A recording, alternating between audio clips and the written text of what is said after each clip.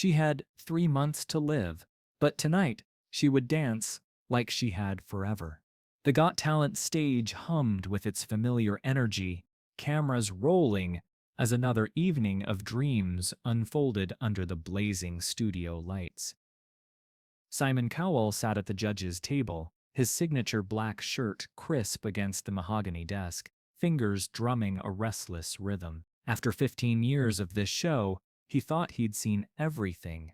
Raw talent, broken dreams, miraculous comebacks. The stage had become a kaleidoscope of human ambition. But nothing had prepared him for what was about to walk through those wings.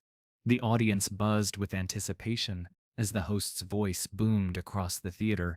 Ladies and gentlemen, please welcome our next performer, 26-year-old Maya Chen from Portland, Oregon. She emerged from the shadows like a whisper of determination. Maya Chen moved slowly, deliberately, her steps measured and careful. She wore a flowing white dress that seemed to float around her frail frame, and her dark hair was tied back in a simple ponytail. But it was her eyes that caught Simon's attention, bright, fierce, burning with something that transcended the physical fragility of her body. The stage lights caught the subtle tremor in her hands as she positioned herself center stage. The audience fell silent, sensing something different about this moment. Even the cameras seemed to hold their breath. "What's your name, and what will you be performing for us tonight?" Simon asked, his voice carrying its usual professional tone. Maya stepped closer to the microphone, her voice steady, despite the obvious effort it took to stand. "My name is Maya Chen, and I'm here to dance. It's the last thing on my bucket list." The words hung in the air like a question mark. Simon's eyebrows furrowed slightly. "The last?" Maya nodded, a small smile playing at her lips. "I have terminal cancer, stage 4, pancreatic. The doctors gave me 3 months." She paused, letting the weight of her words settle over the stunned theater. "That was 2.5 months ago." The audience gasped. Someone in the front row covered their mouth.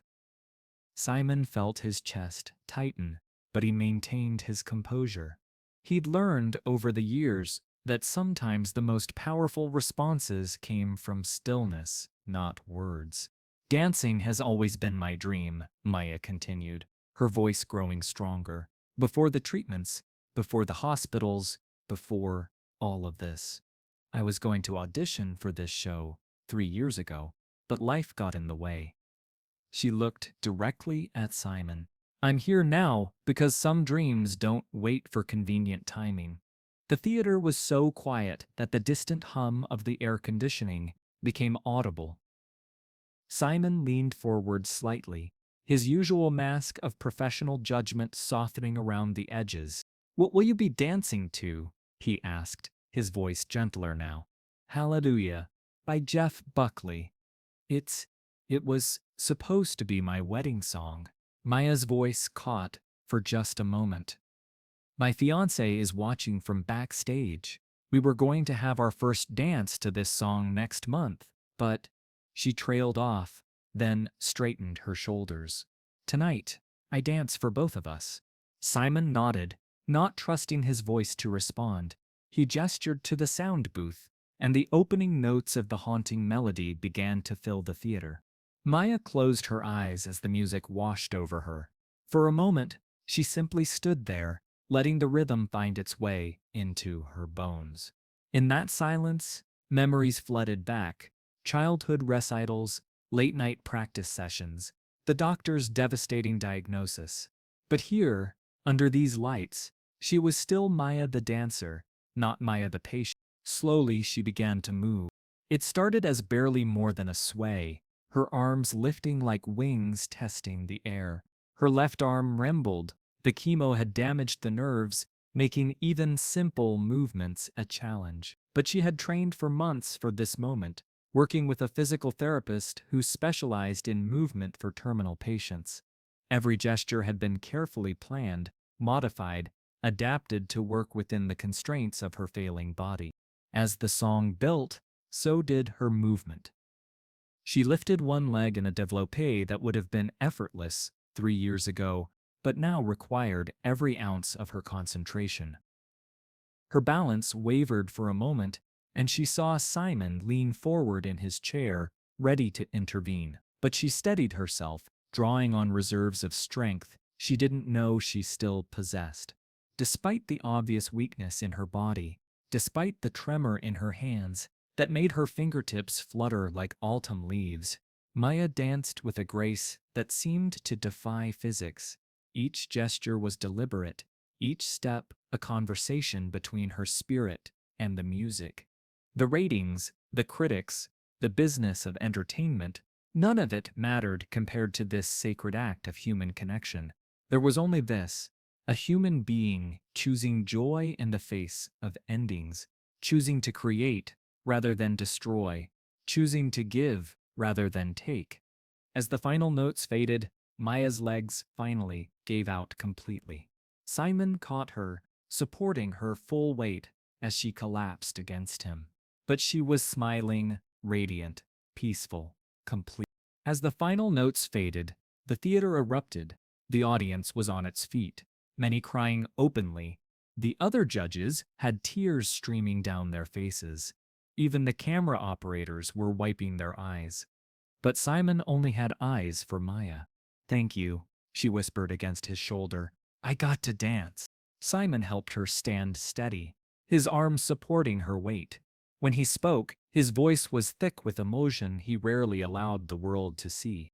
"Maya," he said, loud enough for the microphones to catch, "in 30 years of entertainment, I have never seen anything more beautiful than what you just showed us. You didn't just dance tonight, you taught every person in this theater what courage looks like." Maya smiled, tears rolling down her cheeks. "Does that mean I get a yes?" Simon laughed, a sound caught somewhere between joy and heartbreak. "You get more than that." He walked to the judge's table and, without hesitation, slammed his hand down on the golden buzzer. Golden confetti exploded across the stage as the audience roared its approval. Maya collapsed to her knees as the glitter fell around her like snow, her hands pressed to her face in disbelief.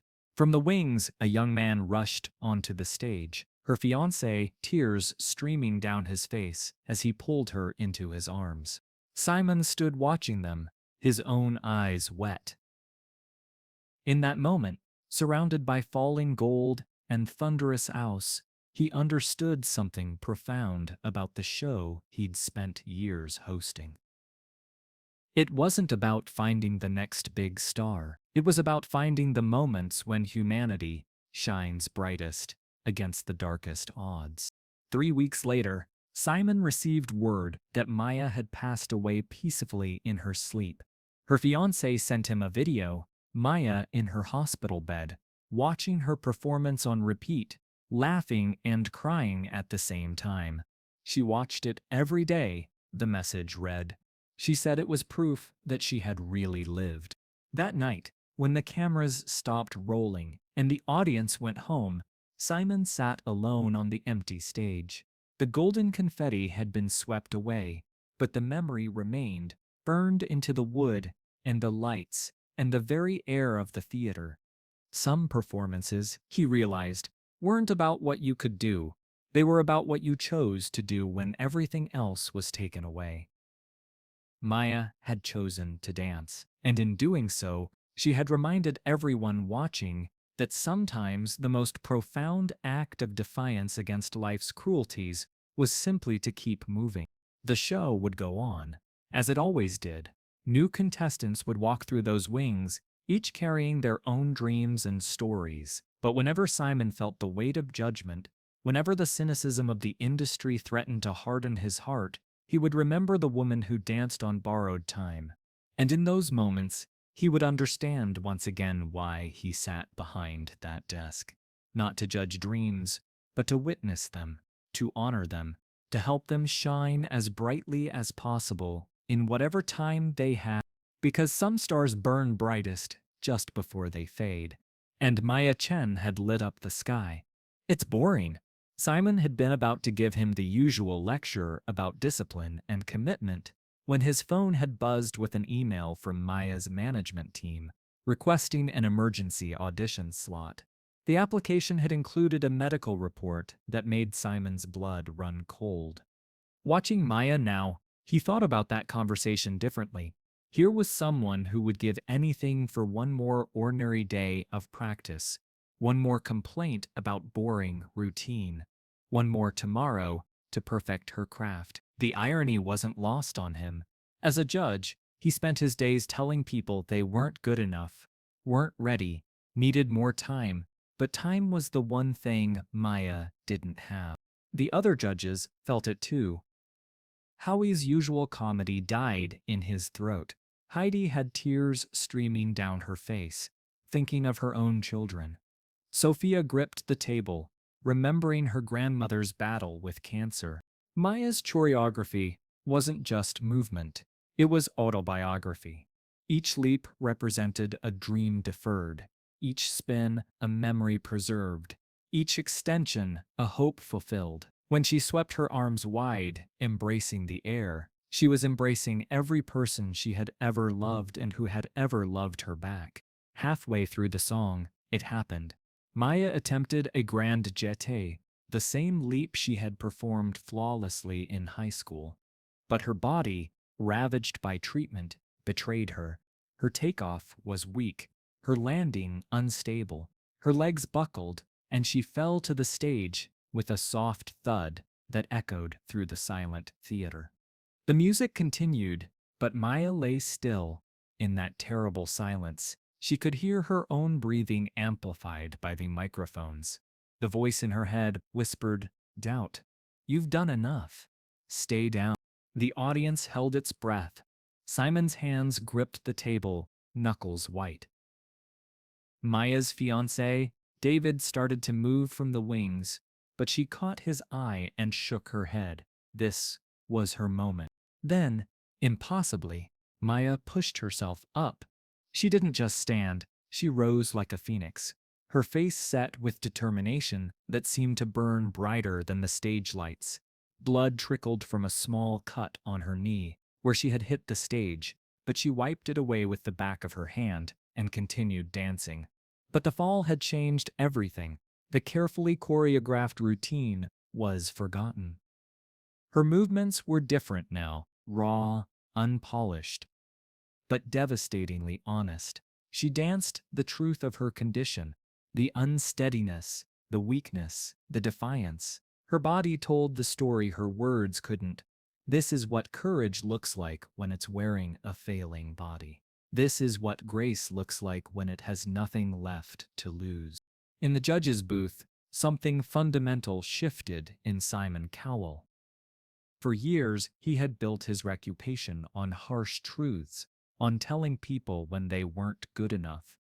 But watching Maya dance through her pain, he understood that sometimes the harshest truth was that life itself wasn't fair, and sometimes the only response to that unfairness was to dance anyway.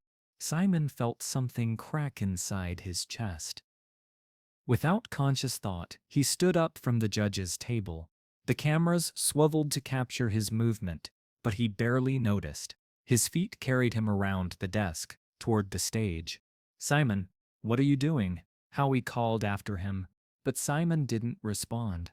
He climbed the steps to the stage, his expensive shoes clicking against the wood. Maya noticed him approaching but didn't stop dancing. If anything, she smiled, a radiant expression that transformed her pale face. When he reached her, Simon didn't speak. Instead, he simply extended his hand. Maya took it. Together, they danced. The judge and the contestant, the healthy and the dying, the powerful and the wordless. Simon, who had spent years critiquing performances from behind a desk, found himself part of one. His movements were awkward, unpracticed.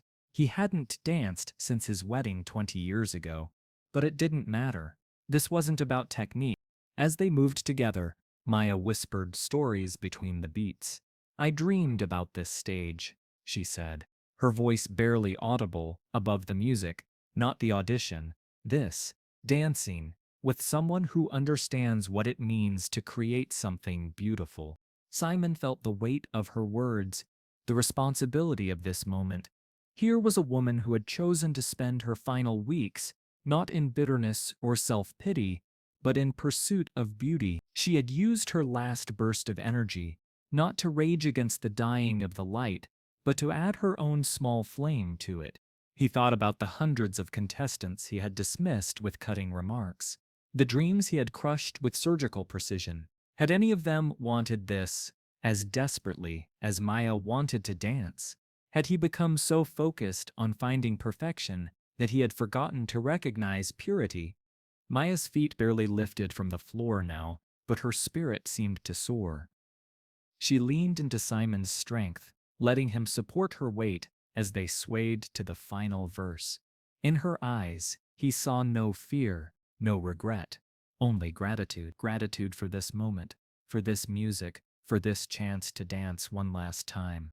The song reached its crescendo, and Maya leaned against Simon's shoulder, her strength finally giving out completely. But she was still moving, still dancing, her body following the rhythm even as her energy faded.